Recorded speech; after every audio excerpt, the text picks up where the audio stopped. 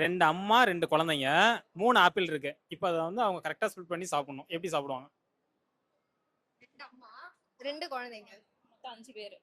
நான் 3 ஆப்பிள். 4 பேரா? ஒரு 4 பேரு. 4 2 அம்மா, 2 குழந்தைங்க. சோ மொத்தம் 3 ஆப்பிள் இருக்கு. சோ இத வந்து அவங்க கரெக்ட்டா ஷேர் பண்ணி சாப்பிடணும்.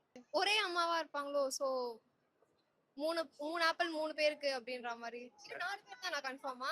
2 அம்மா, 2 குழந்தைங்க, 3 ஆப்பிள் இருக்கு. இத எப்படி அவங்க வந்து கரெக்ட்டா சாப்பிடுவாங்க? 2 அம்மா 2 குழந்தைங்க 3 ஆப்பிள். எனக்கு தெரிஞ்சு 2 பேருக்கும் ஒரே அம்மாவா இருப்பாங்க. சோ 3 பேரு 3 ஆப்பிள். அது ரொம்ப சின்ன குழந்தையா ஆப்பிள் சாப்பிடாது. எனக்கு தெரிஞ்சு எல்லாருமே ஒரே ஃபேமிலி. டோட்டலா 3 மெம்பர்ஸ் இருக்காங்க. கரெக்ட்டா?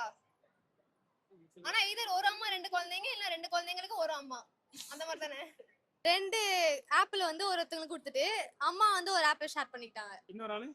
இன்னொரு ஆள் அதான் ஒரே அவங்களே ஒரே 2 அம்மா இருக்காங்க, 2 பசங்க இருக்காங்க. அந்த 2 பேருக்கு ஆளாளுக்கு ஒரு ஆப்பிள் கொடுத்துட்டு இன்னும் ஒரு அம்மா 2 பேர் இருக்காங்கல்ல, அவங்க ஆளாளுக்கு ஒரு ஆப்பிள் எடுத்துக்கிட்டாங்க. தெரிஞ்சா கமெண்ட் பண்ணிடுங்க. எங்களுக்கு தெரியல.